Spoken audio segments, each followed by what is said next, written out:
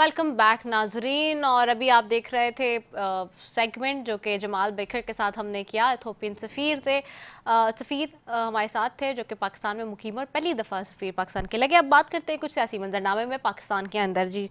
तो पाकिस्तान में आज एक बड़ी सियासी मंजरनामा में तब्दीली और हलचल आई है, और वो ये आई है कि जी नून लीग और MKM की आज मुलाकात हुई वफ्द की, और MKM का वफ्द यहाँ से जाता है लाहौर और मुलाकात करता है नून लीग से। और जहाँ जब मुलाकात होती है तकरीबन 1 घंटे की मुलाकात हुई, और उसके बाद जो है एक नया ऐलान सामने आया। वो ऐलान क्या था? वो ऐलान ये था कि नून लीग और MKM ने मिलकर इलेक्शन लड़ने का ऐलान कर दिया है, और ये पहला 8 फरवरी के इलेक्शन का इंतखाबी इत्तेहाद है जो कि सामने आया है बाज़ाब्ता तौर पर।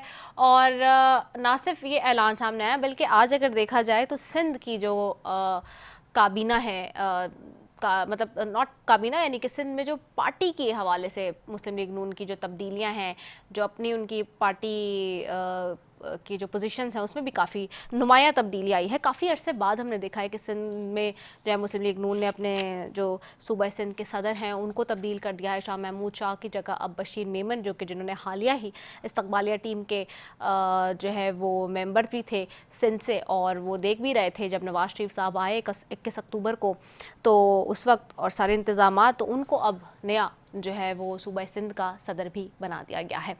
साथ ही MKM और नून लीग का तो इत्तेहाद अब हो गया है, और इस इत्तेहाद से क्या सूबा सिंध में कोई बड़ी तब्दीली आएगी, कोई बड़ी गेम चेंजिंग हो सकती है, ख़ास तौर पे पीपल्स पार्टी के ख़िलाफ़, क्योंकि पीपल्स पार्टी वो पार्टी है जो कि 3 लगातार तसलसल के साथ टेन्योर में जो है इस वक्त बैठी हुई है सूबा सिंध के अंदर। और सो फार अगर बात करें पीपल्स पार्टी की, तो आज आसिफ अली जरदारी जो कि शरीक चेयरमैन है पाकिस्तान पीपल्स पार्टी के, वो भी काफ़ी अरसे बाद स्क्रीन पर नज़र आए हैं। उन्होंने ये भी कहा है कि 8 साल से देख रहा था कि इनसे कुछ नहीं होता, मैं देख रहा था इनसे हुकूमत नहीं चल रही थी, हमारे मुखालिफ इलेक्शन में आने वालों को हम वेलकम कहेंगे। बहुत सारी बातें आज उन्होंने कर डाली हैं, लेकिन जो कि वाकई ऐसी उनमें कुछ ऐसी बातें भी हैं जिनका नून लीग ने बरास्ता बिलावास्ता अगर मैं कहूँ तो जवाबात भी दिए हैं। लेकिन अब यह है कि जो नून लीग में नवाज शरीफ और पीपल्स पार्टी में जरदारी साहब एक मरतबा फिर इलेक्शन में इन नज़र आते हैं, सियासत में इन नज़र आते हैं, तो इन दोनों की जो एंट्री है उसके बाद क्या हो सकता है, ये भी बहुत बड़ा सवाल है। साथ ही साथ एक चीज़ और जो कि बहुत इम्पॉर्टेंट है, उस पर भी हम बात करेंगे, और वो ये है कि कल तक ये भी ख़बरें थीं कि नवाज शरीफ साहब और जरदारी साहब का जो है वो भी आपस में टेलीफोनिक रब्ता हुआ है, और वो भी आपस में जो है वो मुलाकात करने के हवाले से बातचीत रख रहे हैं। So this is again very important. अच्छा, दूसरी तरफ जी जहाँ ये मामला है वहीं पर हम बाप पार्टी के हवाले से भी बात करेंगे, और उसके भी मैं आज थोड़ी सी बात करूँगी। वहाँ पर भी जो है जो मामला है उस पर बात करूँगी, लेकिन उस पर मैं नेक्स्ट पे जाऊँगी। लेकिन अभी मुझे ज्वाइन कर चुके हैं अमीनुल हक साहब हैं MKM पाकिस्तान से, उनकी तरफ पहले जाती हूँ जी। बहुत शुक्रिया अमीनुल हक साहब फॉर ज्वाइनिंग अस। आपको मेरी आवाज़ आ रही है? बिल्कुल जी, लाउड एंड क्लियर है बेटा। मुझे आवाज़ नहीं आ रही है अमीनुल हक साहब की। अमीनुल हक साहब दोबारा कुछ बोलेंगे आप? आपको आवाज़ आ रही है जी मेरी? जी, आपकी आवाज मुझे क्लियर आ रही है। लेकिन हमें आपकी आवाज़ नहीं आ रही। मैं चाहूँगी कि दोबारा कोशिश करें। I think there some distortion in line. तो हम दोबारा से कोशिश करते हैं उनको कनेक्ट करने के लिए, और साथ ही हम दोबारा से उनको कोशिश भी करें कनेक्ट करने की। जहां मैंने आपको बताया है कि जी आज ये एक पहला इंतखाबी इत्तेहाद है जो कि सामने आ गया है इलेक्शन का। किस तरह से लोग उसको देख रहे हैं और इसमें आगे क्या रिफाइनरीज होंगी, ये बहुत बड़ा सवाल है, क्योंकि जो है ये बहुत इम्पॉर्टेंट है कराची के लिए भी कि ये जो इत्तेहाद है वो किस तरह से काम करेगा और कितना मज़बूत साबित होगा, कितना मजबूत भी होगा। क्या अब अनाउंस जो हो गया है वाकई ये जनवरी तक फरवरी तक ये रहेगा, या इसमें कोई तब्दीली उतार चढ़ाव भी आ सकता है, कोई नई पार्टी इन्वॉल्व हो सकती है, कोई और नई पेशकश हो सकती है। क्या वो पेशकश जो है वो कोई इतनी ज़्यादा पुरकशिश हो सकती है कि इस इंतखाब को छोड़ा जाए और कहा जाए, क्योंकि ये सियासत है और सियासत में इस तरह से होता रहता है। तो मैं दोबारा से चाहूँगी अमीनुल हक साहब की तरफ। अमीनुल हक साहब को मेरी आवाज़ आ रही है? ज्वाइन कर लिया हमें?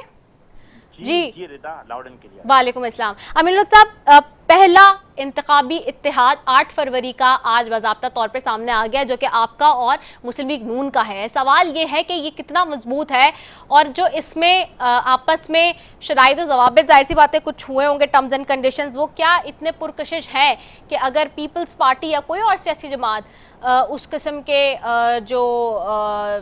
आपको ऑफर्स अगर कोई और देती है, तो 8 फरवरी तक आप क्या चेंज भी कर सकते हैं ये फैसला, या फिर ये फैसला जो आज हुआ है वो 8 फरवरी तक, जिस दिन जनरल इलेक्शंस हैं, उस दिन तक ही कायम रहेगा और यही फैसला रहेगा? जी देखिए रिदा, मेरा ख्याल है कि एमकेएम पाकिस्तान किसी नफा नुकसान पे, जाती नफा नुकसान पे फैसला नहीं करती है, बल्कि एमकेएम पाकिस्तान अपने अवाम, अपने वोटर सपोर्टर के साथ हमेशा खड़ी रहती है और हमेशा उनकी बेहतरी के हवाले से बात करती है, गुफ्तगू करती है, जदोजहद करती है। और मैं समझता हूँ कि एमकेएम पाकिस्तान ने अगर आज पीएमएलएन की दावत पर एमकेएम की टॉप लीडरशिप खालिद मकबूल सिद्दीकी भाई की क़यादत में लाहौर गई है और साबिक़ वज़ीर-ए-आज़म नवाज शरीफ से मुलाकात की है, उसमें मेरा ख्याल जो असल मुद्दा था कि मुल्क की कौमी सलामती के हवाले से, कि मुल्क को बहरान से कैसे बाहर निकालना। बहरान क्या है, कौमी सलामती के मसाइल क्या है, 3 बड़े इंपॉर्टेंट चीज़ें। नंबर 1 कि मुल्क को माशी सूरत हाल बेहतर से बेहतर करना। हाँ, मुल्क में जो सियासी हलचल है, जो सियासी हरारत पाई जाती है, उसकी कमी कैसे लाई जा सकती है। और तीसरा, खुदा न खास्ते किसी भी तरीके से कोई आईनी बहरान पैदा ना हो। मेरा ख्याल है 3-4 ऐसे इश्यूज थे जिसके ऊपर मेरा ख्याल है कि एज ए मोहब्बतन सियासी पार्टी होने के नाते एमकेएम ने इस पर एग्री भी किया। हाँ, इसके साथ साथ डेफिनेटली मेरा ख्याल है कि जब हम सियासी पार्टी होते हैं तो हमारी क्या ख्वाहिश होती है कि अपने अवाम के मसाइल हल करना। यस, आज जो मुलाकात हुई है, मैं समझता हूँ कि एमकेएम की वो एग्रीमेंट पाकिस्तान पीएमएलएन के साथ हमने गालिबन 30 मार्च 2022 दोपहर के 2 बजे इस्लामाबाद में सियासी जरगे के सामने बैठकर पाकिस्तान के तमाम चैनल के सामने दिखाते हुए जो माहदा किया था, उस माहदे का तसलसल है। उसमें क्या था कि शहरी सिंध के हवाले से बेहतरी लाया जाए। उसके अंदर 3-4-5 बड़े इंपॉर्टेंट इश्यूज थे। हाँ, जो उस वक्त भी हमने रखा था कि नंबर 1 के ग्रीन लैंड के मनसूबे को पाक तकमील तक लेके जाना, केफूर के मनसूबे में बेहतरी लेकर आना। इसी तरीके से आपको याद होगा कि हमने सेंसस, डिजिटल सेंसस उस वक्त बात की थी, यानी 30 मार्च 2022 को, और उस वक्त जो पीएमएलएन की वफाकी हुकूमत थी उसने अपनी वाजिब को पूरा किया। डिजिटल सेंसस का इनेकाद किया गया। 4 अगस्त को हमने सीसीआई से मंजूर कराया, और न सिर्फ मंजूर कराया बल्कि डीलिमिटेशन पे नए सेंसस की बुनियाद पे कराई जा रही है। तो ये एमकेएम की कामयाबी नजर आ रही थी, और उस कामयाबी का सबसे बड़ा फायदा किसको पहुंचा? कराची के अवाम को पहुंचा। किस सूरत में? 2 सूरत में। नंबर 1, आपको याद होगा कि जब 98% जिसे कैसे सेंसस का ऐलान किया जा चुका था, तो सिर्फ कराची की आबादी 1 करोड़ 30 लाख बताई जा रही थी। अल्हम्दुलिल्लाह जब हमने इसे फाइनल एंड किया तो वो आबादी 1 करोड़ 30 लाख से बढ़कर 2 करोड़ 4 लाख हो गई, यानी तकरीबन 73 और 74 लाख लोगों को बाजियाब कर रहा है कराची में। उसका फायदा किसको पहुंचा? कराची के अवाम को। किस सूरत में? यानी अगर आप देखते हैं कि पहले कौमी असेंबली की सीट जो पहले 21 हुआ करती थी, अल्हम्दुलिल्लाह इस साल 2023 और 2024 में होने वाले इलेक्शन में वो 22 हो जाएगी। इसी तरह सबाई असेंबली की कराची की सीट पहले 44 हुआ करती थी, अब 47 हो जाएगी। तो कराची के अवाम को उसके हिसाब से मेरा ख्याल है सेहत का शोबा, हेल्थ एजुकेशन का शोबा, डेवलपमेंट का शोबा, उन तमाम चीज़ों में फंडिंग बढ़ जाएगी। तो यस, एमकेएम ने अपनी कोशिशों काबिशी के बदौलत शहरी सिंध की बेहतरी के हवाले से जो कोशिशों का आगाज किया था, उसको रफ्ता रफ्ता आगे की तरफ लेके जा रही है। तो मैं समझता हूँ कि यस, आने वाले इलेक्शन में जो एमकेएम ने जो फैसला किया है कि यस एक अच्छी वर्किंग रिलेशनशिप के साथ पीएमएलएन के साथ चला जाएगा, मैं समझता हूँ कि आगे भी जारी व सारी रहेगा। ठीक हो गया है। अच्छा, एक चीज़ और भी बताइएगा कि ये जो इंतखाबी इत्तेहाद सामने आया है, इसमें क्या क्या चीज़ें थोड़ा सा अगर रिफ़ाइन करके मैं जानना चाहूँ तो क्विकली बताएंगे अमीन भाई, के रिफ़ाइन करके कि जी इसमें क्या क्या पॉसिबिलिटी हो सकती है? कोई सीट एडजस्टमेंट की बात है, कोई जो सिंध में सिर्फ बात है, या पंजाब में, कराची में? थोड़ा सा इसको रिफ़ाइन करके बता दें क्विकली। देखिए 2 चीजें ना कि एमकेएम पाकिस्तान से सिंध में इलेक्शन नहीं लड़ने जा रही है, बल्कि एमकेएम पाकिस्तान आप देखेंगे पंजाब में भी, केपीके में, बलूचिस्तान में भी। अच्छा, इसके बाद हम हाँ, और हम तमाम जगहों पे अपने कौमी असेंबली के, सबाई असेंबली का उम्मीदवार भी खड़ा करने जा रहे हैं। और आपने देखा कि जब बलूचिस्तान में जब अभी लोकल गवर्नमेंट का इलेक्शन हुआ तो 8 और 9 के करीब एमकेएम का काउंसिलर भी मुंतखब हुआ। इसी तरह केपीके के साथ भी हुआ। तो हम तो अपनी जिसे कहते हैं बेस को बढ़ा रहे हैं। और सबसे बड़ी बात क्या है रिदा, ये समझने की बात है कि अगर आप एमकेएम के डायनेमिक को स्टडी करेंगे पिछले 30 साल में, और पिछले 30 साल में 8, 9 या 10 इलेक्शन हो चुके हैं, उन इलेक्शन में देखेंगे जहां एमकेएम पाकिस्तान अर्बन सिंध में शानदार कामयाबी हासिल करती है, अवाम के दिलों पर राज करते हुए पतंग के निशान पे लोग वोट लगाते हैं, तो वोट देते हैं। तो इसी तरीके से अगर आप रूरल सिंध को देखेंगे, अगर आप शिकारपुर को देखती हैं, खैरपुर को देखती हैं, सांगड़ को देखती हैं, टंडो एलआर को देखते हैं, टंडो जाम को देखती हैं, तो वह क्या होता है कि एमकेएम का नामजद करदा नुमाइंदा भी कहीं 20,000, कहीं 25,000, कहीं 32,000, कहीं 35,000 वोट हासिल करता है। वो क्या वो कामयाब नहीं होता, लेकिन एक बड़ा वोट बैंक, बड़ा वोट चंक एमकेएम का मौजूद है। आज अगर पीएमएलएन साथ बैठती है, जीडीए साथ बैठती है, तो इसका फायदा किसको पहुंचेगा? ये एंटी पीपल्स पार्टी सेंटिमेंट पूरे सिंध में पाया गया था। लोग अब शदीद नाराज है पाकिस्तान पीपल्स पार्टी की करप्शन, नाहली और बेसी को देखते हुए।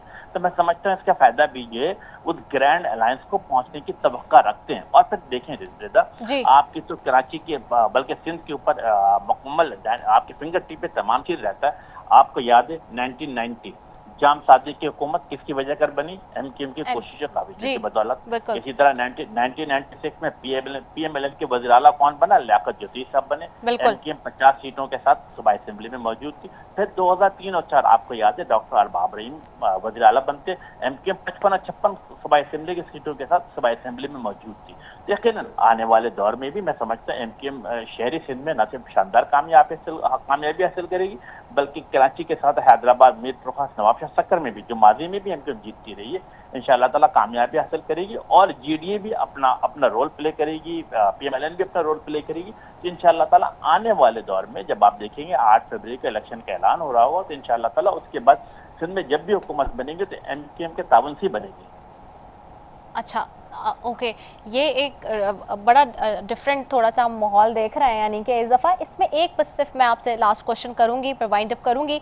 थोड़ा सा मुझे एक चीज़ ये भी बताइएगा कि चूँकि अब जाहिर सी बात है इधर ये जो इत्तेहाद बनेगा, और ख़ास तौर पे सिंध में भी अगर हम देखें, जब भी तो आपने कहा है कि आप पंजाब में, खैबर पख्तूनख्वा में सब जगह से इलेक्शन लड़ रहे हैं, हम सिंध में भी देखते हैं, कराची में हम देखते हैं कि कुछ वोट बैंक हमें काफ़ी नज़र भी आता है, जैसे नून लीग के हवाले से भी है वो। तो क्या यहाँ पे भी कोई सीट एडजस्टमेंट की बात हो सकती है? और अगर वहाँ पर भी जीतते हैं तो वहाँ पर भी कोई हो सकती है पंजाब वगैरह में?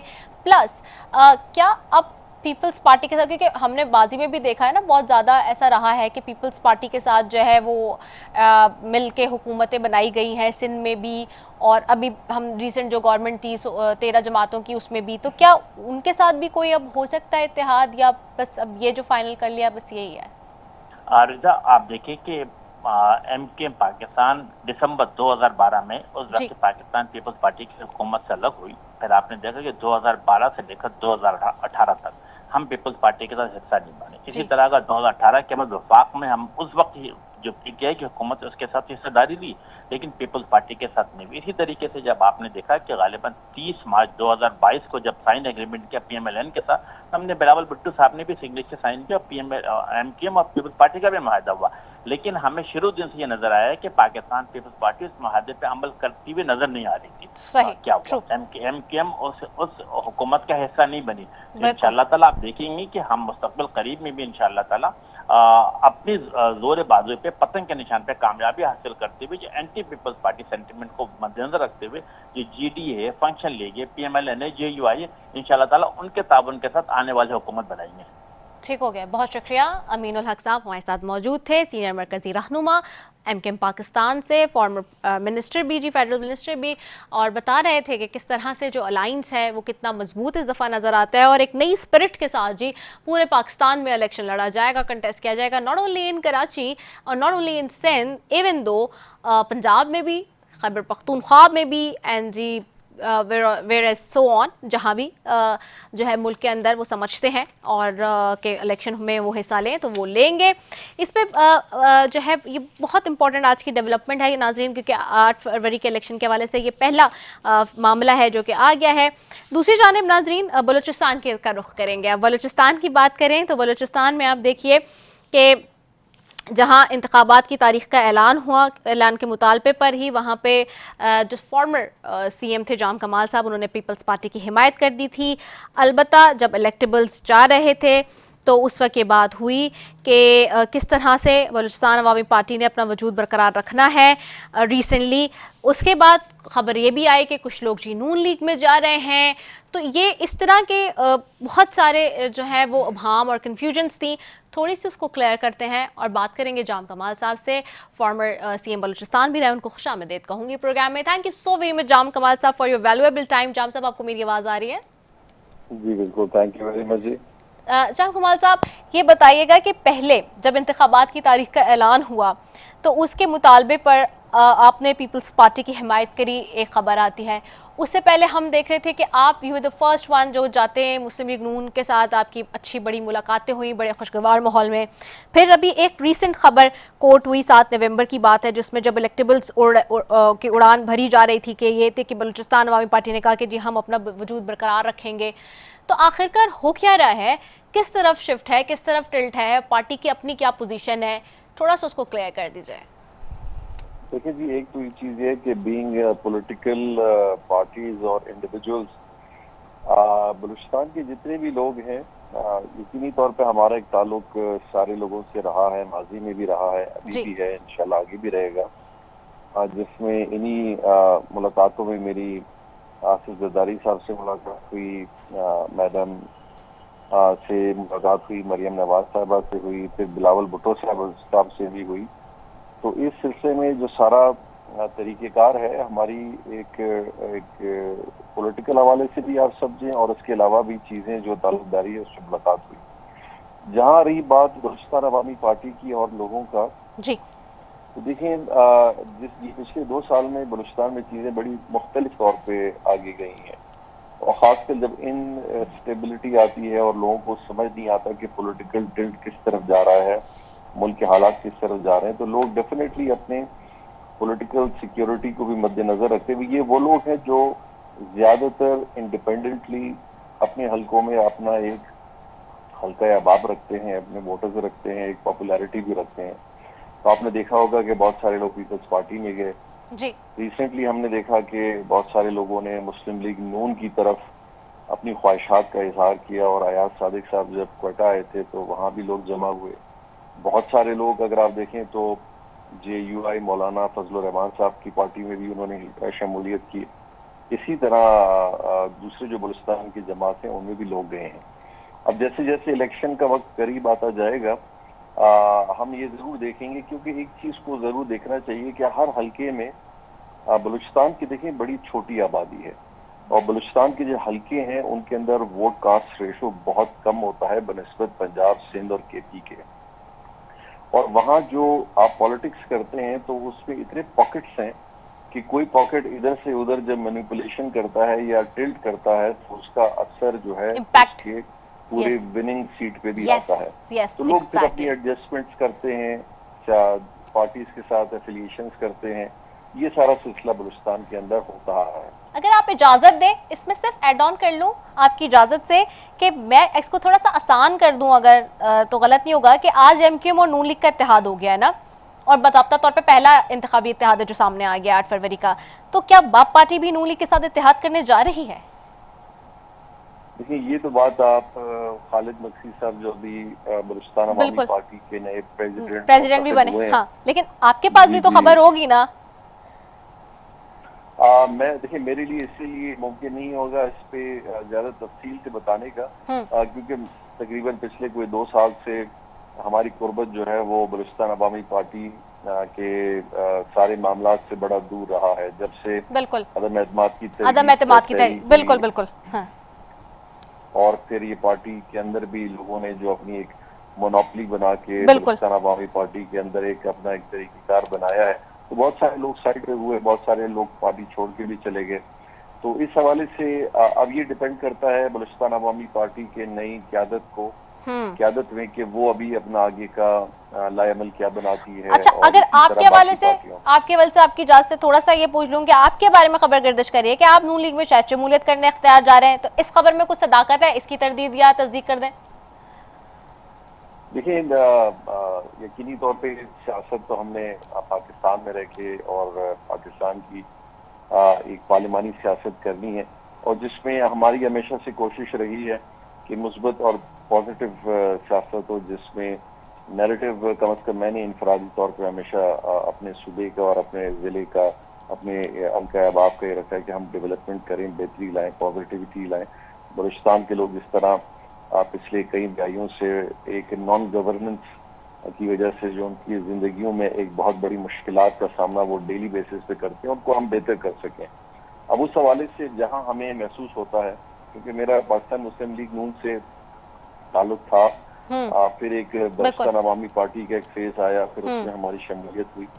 यकीनी तौर पे कुछ दोस्तों के साथ मिलके हमारा भी जहन इस तरफ है कि हमने अभी आने वाले टाइम को देखते हुए अपनी एफिलिएशन हमने किस तरफ रखनी है, क्योंकि पॉलिटिकली किसी प्लेटफॉर्म से कॉन्टेस्ट तो हमने करना है। क्या वो बलूचिस्तान अवामी पार्टी होगा या पाकिस्तान मुस्लिम लीग नून होगा, पाकिस्तान पीपल्स पार्टी होगा। चूंकि अभी हमारे ताल्लुकात माजी में भी रहे हैं, पाकिस्तान मुस्लिम लीग नून की तरफ बहुत सारे दोस्तों की जो मेरे साथ कम से कम पार्लिमान में थे और पार्लियामेंट में थे और पार्टी में थे, उन सब दोस्तों का एक मशवरा ये है कि हमारा पाकिस्तान मुस्लिम लीग नून के साथ एक ताल्लुक माजी का भी रहा है, जिसको अगर अभी भी हम कंटिन्यू करें तो एक अच्छी मुस्बत चीजों को ले जाया जा सकता है। तो मैं क्वेटा आया हुआ हूँ और दोस्तों के साथ सलाह मशवरा कर रहे हैं, और इंशाल्लाह जो भी फैसला होगा इन सारी चीजों को मद्देनजर रखते हुए इंशाल्लाह मैं आगे खिलाए मिलकर। अच्छा, एक सवाल आपसे और करूंगी बहुत क्विकली कि आप जब वजीर आला थे, एक तासुर ये भी था कि आप नाराज बलोच रहनुमाओं को कौबीधारे में लेकर आएंगे और बड़ा पॉजिटिव काम करने जा रहे थे, मगर अनफॉर्चुनेटली वो नहीं हो सका उस तरह से विन विन पोजीशन पे। उस वक्त की वफाकी हुकूमत आपके साथ ताउन भी नहीं कर रही थी, क्या वजह समझते हैं? और फिर इक़्तिदार से भी आपको हटाने की साजिश हुई, क्या वजह समझते हैं आप? देखिए, इक़्तिदार की जो हमारी बलूचिस्तान की जंग होती है वो हमेशा कभी बलूचिस्तान की आवाम के लिए, उनकी बेहतरी के लिए तो कभी नहीं रही। और यकीनी तौर पे आपने बड़ा सुना होगा कि जब हमारा अदम एतमाद की तकरीर कामयाब हुई तो बहुत सारे ऐसे न्यूज गर्दिश में आए कि इसमें एक बहुत बड़ा ग्रुप शामिल था जो अपनी मफादात को ज्यादा तरजीह दे रहा था, बलूचिस्तान की तरक्की, बलूचिस्तान के लोगों के मसाइल की कम थी। अब जब आप गुड गवर्नेंस और अच्छी कारकर्दगी डिस्ट्रिक्ट के लेवल पे लोगों को सहूलियात, अच्छे ऑफिसर्स, एक अच्छी प्लानिंग स्ट्रैटेजी, उसकी इम्प्लीमेंटेशन और ट्रांसपेरेंसी एंड अकाउंटेबिलिटी करने जाएंगे जो कि 80% बलूचिस्तानियों को फायदा देती है, तो 5% ऐसे लोग यकीनी तौर पे हैं जो हमेशा सिस्टम को हाईजैक करने की कोशिश करते हैं, क्योंकि उनके मफादात आड़े आ जाते हैं।